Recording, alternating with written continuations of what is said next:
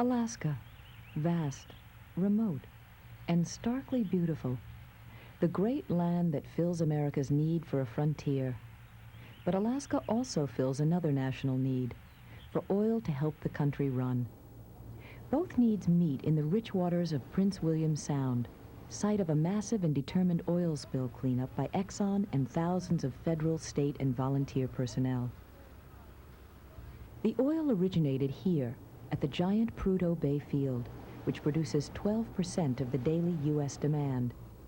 In 1970, a group of oil companies, including Exxon, formed Alyeska Pipeline Service Company to build and maintain the pipeline that brings the oil 800 miles over 3 mountain ranges to the ice-free port of Valdez. There it is loaded onto tankers and becomes part of the 44% of the nation's oil that arrives at the lower 48 states by sea. In more than 12 years and 9,000 loads of North Slope crude oil, there had never been a serious spill. We have the Exxon-Valdez aground at Bly Reef. Request you proceed for possible assist. Over. Shortly after midnight on March 24th, 1989, the supertanker Exxon-Valdez went aground on a reef in Prince William Sound. The Coast Guard had authorized the tanker to move from the standard outbound lane to the inbound lane to avoid ice. Straying off course, the Exxon-Valdez rammed submerged rocks on Bly Reef and ruptured 11 of its 16 tanks, spilling 258,000 barrels of crude. At the time of the accident, the ship's third mate was in command. There are many questions unanswered about what happened that morning. Various government agencies and Exxon are investigating. The captain's employment has been terminated by Exxon, and he is facing criminal charges. Exxon mobilized immediately. Shipping Company President Frank Iarossi ordered vital equipment to be sent to the spill site, and then left Houston with a management team to arrive in Valdez on the same day as the spill. He and his team assessed the situation prior to taking control of the response, and began preparations for a large personnel and material buildup. Meanwhile, the vessel teetered precariously on the rocks, at the mercy of rapidly changing tides and in danger of capsizing. An immediate priority for both the Coast Guard and Exxon was the emergency offloading of the remaining cargo from a ship nearly the size of the Empire State Building. It was still filled with about 1 million barrels of oil, roughly 40 million gallons, almost 80% of its total shipment, and was in grave danger of breaking apart, which would have created a disaster 5 times worse. It was a monumental effort to get the 1 million barrels off. That was a great success story for everybody, for Exxon and for the Coast Guard, people who were on there working. And that was great. Crews also concentrated on removing the spilled oil from the water. Chemical dispersants were a potentially quick and effective method for dealing with a spill this large. So the approval process for using dispersants began the day of the accident. Unfortunately, by the time approval was given and bad weather passed, the opportunity was lost. At the same time, local fishermen, along with Exxon personnel, began the job of protecting the most sensitive areas of shoreline, actually closing off entire inlets where many types of marine life breed, especially salmon. The oil companies and the fishermen and whoever was working out there done a fantastic job of protecting those hatcheries. Meanwhile, Exxon's detailed cleanup plan was challenged by the sheer size, weather, and rugged geography of Prince William Sound and the Gulf of Alaska. You're talking about one of the most complex, rugged areas probably anywhere in the world, because it's so massive and there's nobody out there to speak of. We've had people call down from outside and say, yeah, we want to drive up and drive down and help clean up the beach. Well, when we tell them that you got to travel, 50 miles by boat or by airplane to even reach the spill. Just to get across Prince William Sound alone takes about 10 or 12 hours for an average vessel. We're looking at storm force winds up to 60 knots and seas to 32 feet. So I would guesstimate 25% of our time has been shut down because of weather. In addition to the natural obstacles, the logistical ones were equally as formidable. Exxon brought hundreds of employees from around the world, environmental experts, and thousands of Alaskan workers to the tiny frontier town of Valdez, where housing, phone lines, and communication systems had to be built from scratch. I liken it to war in that the time and distance factors are there, the communications factors are there, and the command and control factors are there, and it's a war from that point of view. Exxon, at its own expense, also made widespread use of the vast resources, manpower, and equipment of the U.S. Coast Guard and other military agencies. Air Force transports, for instance, flew in heavy equipment from around the world, over 2,000 tons in the first 10 days, much of which had to be radically altered for use on the rough Alaskan terrain. None of this gear can you go to Sears and just get off the shelf. None of it's standard. It's all gear that we've adapted to suit our needs out in the field. Most of the oil is gone from the water.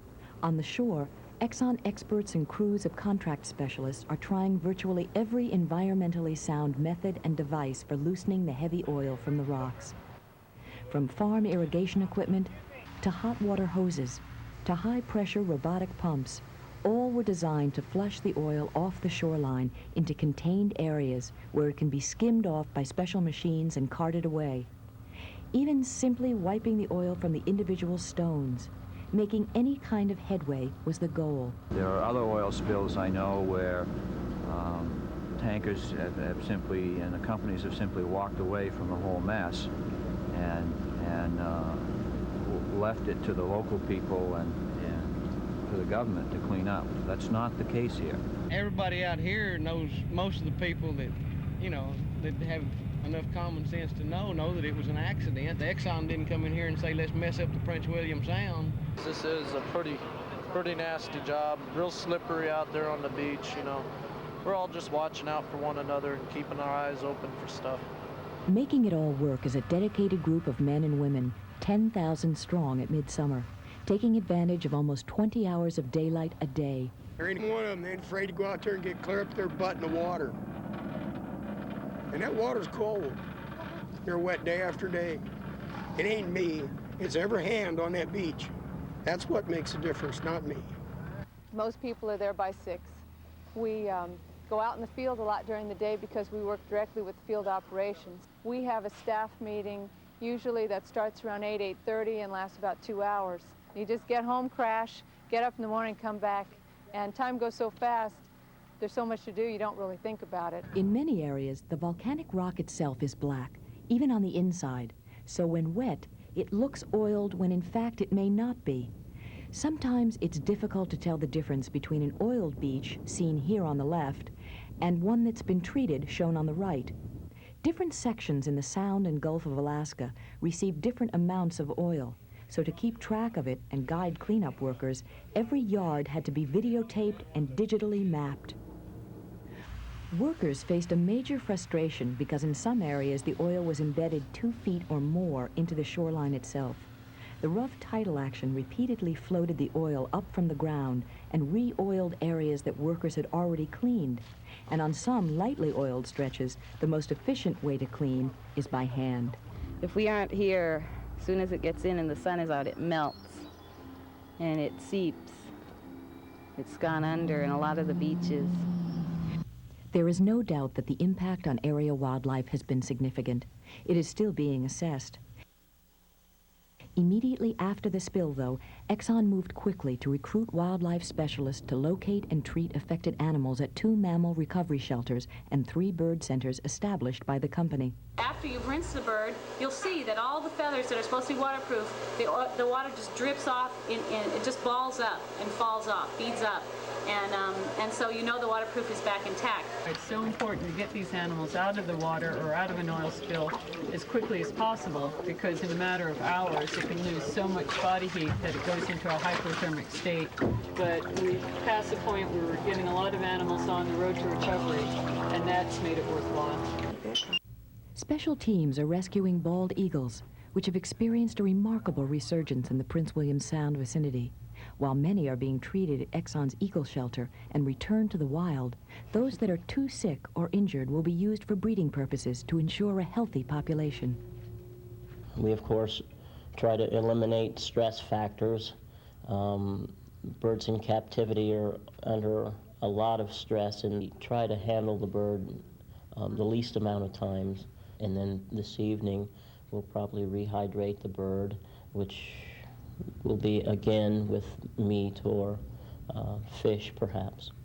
And hopefully the next day he'll be off on the Exxon plane to Seward, where he will be tagged and then hopefully released back into the wilds where he'll live a happy life.